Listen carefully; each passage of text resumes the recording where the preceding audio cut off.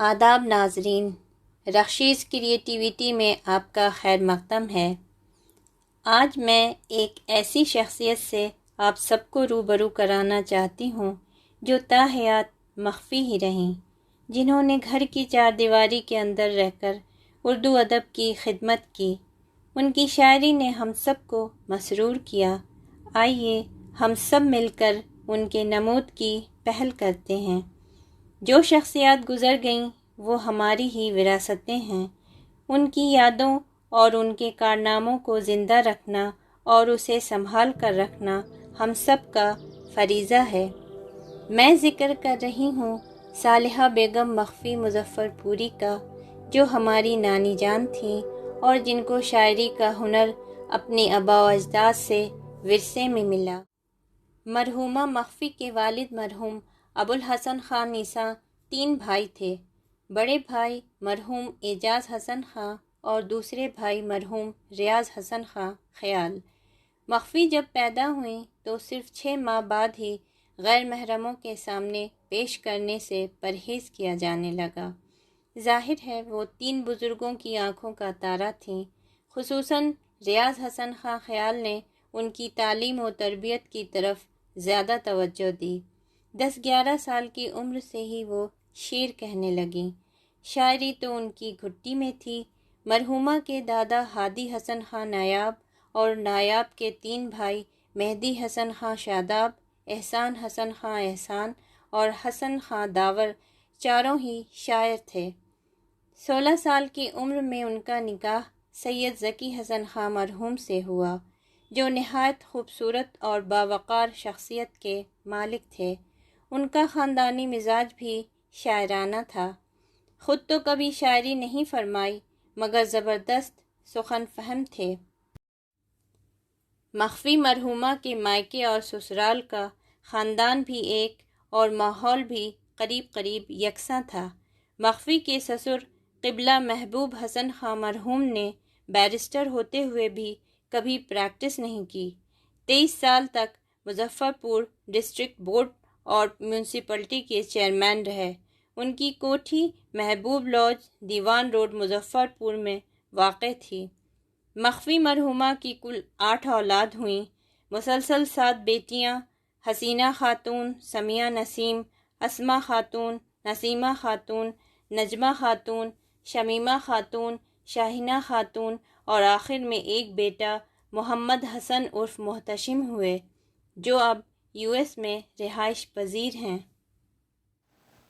امی محترمہ یا مرحومہ کی ایک غزل میں پیش کرتا ہوں جو مخفی مظفر پوری کے نام سے شاعری کرتی تھی۔ تو ان کی ایک دیوان بھی چھپی 1994-95 میں، جو میرے خیال میں بہار کی پہلی خاتون تھیں جن کا دیوان یا مجموعہ شائع ہوا۔ بہرحال ان کی غزل ملاحظہ فرمائیں۔ لے کے خالی کیا کریں یہ ساغر و پیمانہ ہم، لے کے خالی کیا کریں یہ ساغر و پیمانہ ہم، تو ہی کہہ دے پوچھتے ہیں ساقی میں خانہ ہم، تو ہی کہہ دے پوچھتے ہیں ساقی میں خانہ ہم، ہر جگہ پاتے ہیں یکساں جلوے جانانہ ہم، ہر جگہ پاتے ہیں یکساں جلوے جانانہ ہم، کس کو ہم مسجد کہیں کس کو کہیں بت خانہ ہم، کس کو ہم مسجد کہیں کس کو کہیں بت خانہ ہم، کوئی لایا ہے قصیدہ مدح میں کوئی غزل، کوئی لایا ہے قصیدہ مدح میں کوئی غزل، لے کر آئے ہیں دل پر درد کا افسانہ ہم، لے کر آئے ہیں دل پر درد کا افسانہ ہم، نام پر اس کے فدا ہیں، اس کے جلووں پر نثار، نام پر اس کے فدا ہیں، اس کے جلووں پر نثار، گل ہے وہ بلبل ہیں ہم، وہ شمع ہے پروانہ ہم، گل ہے وہ بلبل ہیں ہم، وہ شمع ہے پروانہ ہم، گوہر دل لائے ہیں، نقد تمنا لائے ہیں، گوہر دل لائے ہیں، نقد تمنا لائے ہیں، اور کیا لاتے تیری سرکار میں نذرانہ ہم، اور کیا لاتے تیری سرکار میں نذرانہ ہم، زہد و تقویٰ توڑ کر، دیر و حرم کو چھوڑ کر، زہد و تقویٰ توڑ کر، دیر و حرم کو چھوڑ کر، دیکھیے مخفی چلے پھر جانب میں خانہ ہم، دیکھیے مخفی چلے پھر جانب میں خانہ ہم، لے کے خالی کیا کریں یہ ساغر و پیمانہ ہم۔ مرحومہ مخفی بہت ہی سادہ مزاج اور پرخلوص خاتون تھیں۔ اللہ نے انہیں ساری چیزوں سے نوازا تھا، مگر باوجود اس کے احساس برتری جتانے کی کبھی تمنا نہیں کی۔ شاعری کی دنیا میں عظیم شاعرہ کہلائے جانے کا کبھی خواب نہیں دیکھا، مشاعروں میں شعر پڑھنے کا کبھی خیال تک نہیں آیا۔ ان کے انتقال کے بعد ان کے بیٹے جناب سید محمد حسن محتشم صاحب نے ان کی دیوان نمود مخفی شائع کرائی، جس کا تعارف ڈاکٹر حافظ محمد سعد اللہ حمیدی صاحب نے لکھا، اور ان کی دیوان پر ریسرچ ورک ہماری بڑی بہن شگفتہ یاسمین عرف تزین صاحبہ نے کیا۔ حرم میں منتظر واعظ کے سب دیندار بیٹھے ہیں، حرم میں منتظر واعظ کے سب دیندار بیٹھے ہیں، یہاں رندوں کے جھرمٹ میں میرے سرکار بیٹھے ہیں، یہاں رندوں کے جھرمٹ میں میرے سرکار بیٹھے ہیں، وہ آتا ہے ہمارے قتل کو تو شوق سے آئے، وہ آتا ہے ہمارے قتل کو تو شوق سے آئے، ہم اپنی زندگی سے آپ ہی بیزار بیٹھے ہیں، ہم اپنی زندگی سے آپ ہی بیزار بیٹھے ہیں، جہاں وہ جا کے بیٹھے ایک محشر ہو گیا برپا، جہاں وہ جا کے بیٹھے ایک محشر ہو گیا برپا، سرے محفل و فتنہ بن کے لاکھوں بار بیٹھے ہیں، سرے محفل و فتنہ بن کے لاکھوں بار بیٹھے ہیں، اٹھا دے پردہ رخ سے اے صنم یہ کون سی ضد ہے، اٹھا دے پردہ رخ سے اے صنم یہ کون سی ضد ہے، سرے محفل ہزاروں طالب دیدار بیٹھے ہیں، سرے محفل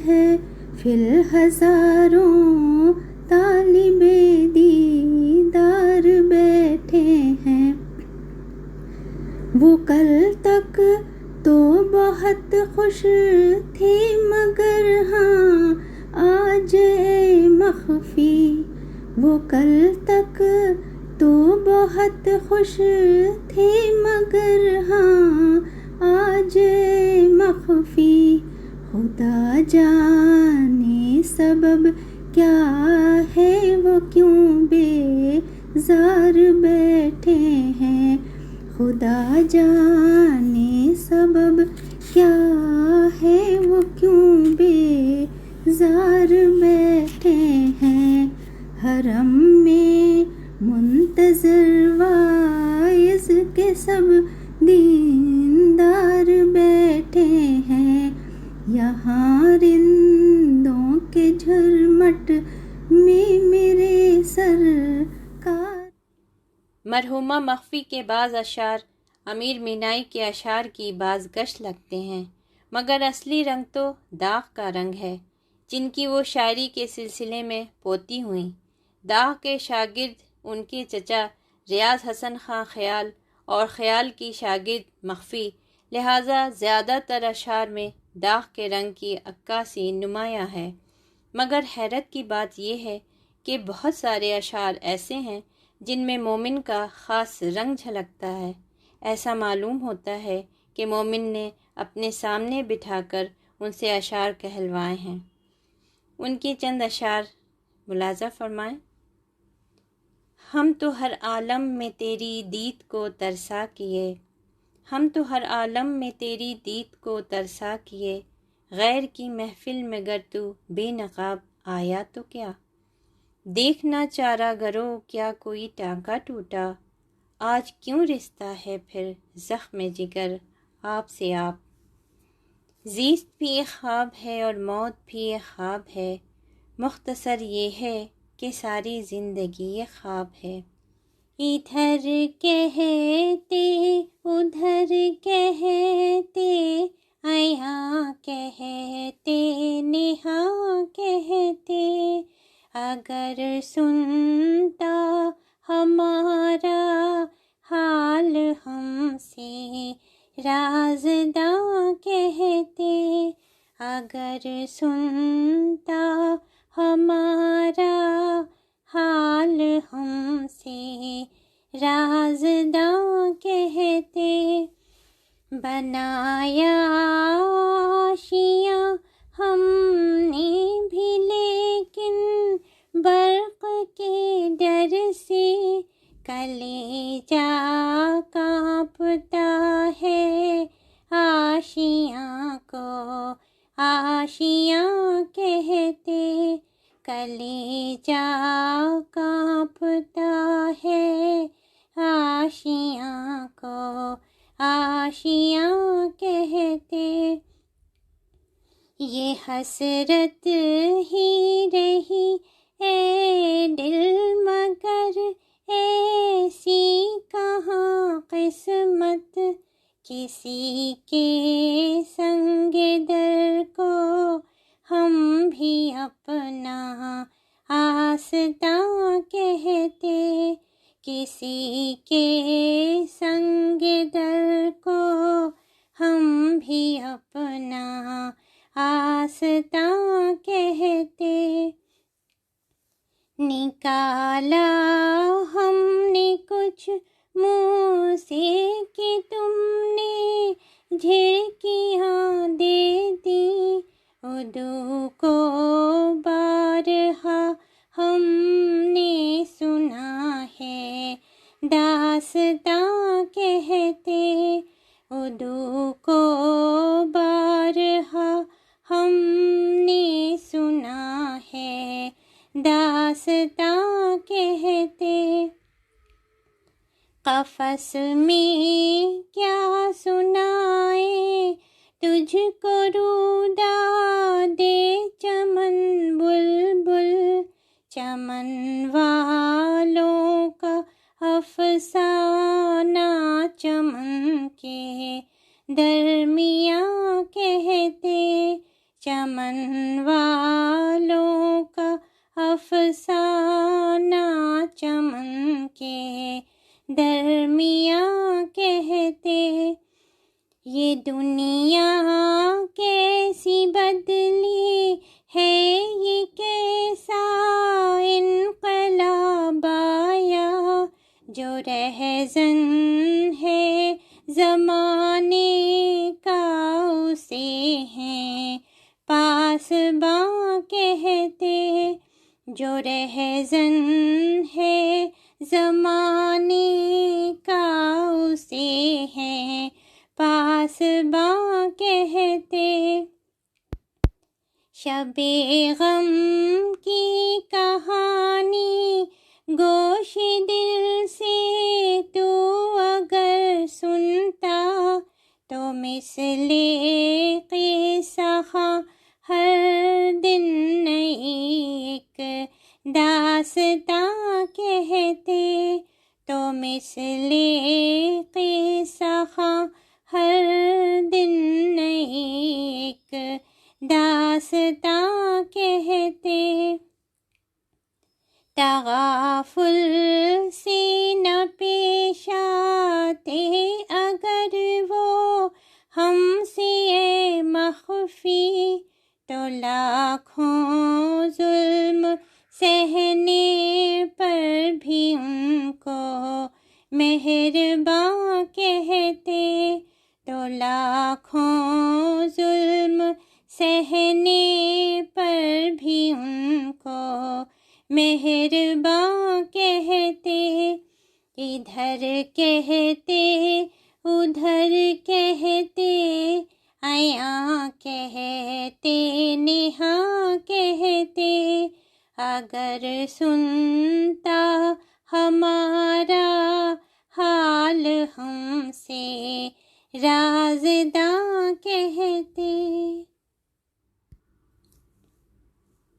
وہ ایک بے حد شفیق ہستی تھیں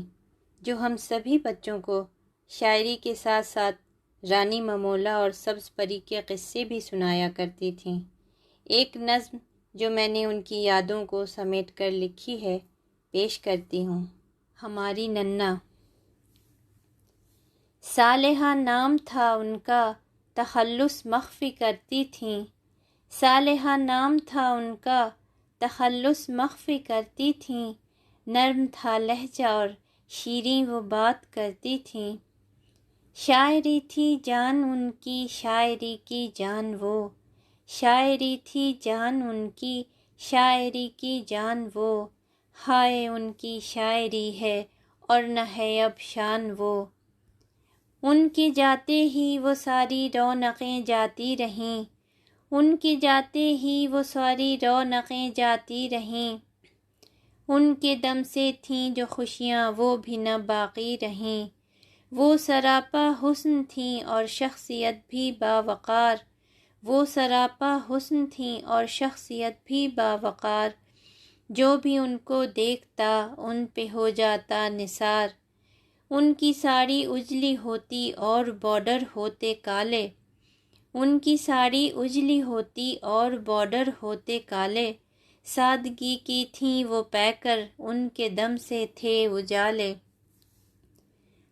ہم ان کی شفقتوں کو اب تو ترس رہے ہیں، ہم ان کی شفقتوں کو اب تو ترس رہے ہیں، یادوں کے اب یہ شعلے دل پر برس رہے ہیں، رانی ممولا ہو یا ہوں سبز پری کے قصے، رانی ممولا ہو یا ہوں سبز پری کے قصے، وہ یادیں بن چکی ہیں اب زندگی کے حصے، رخشی کو یاد جب بھی آتے ہیں وہ زمانے،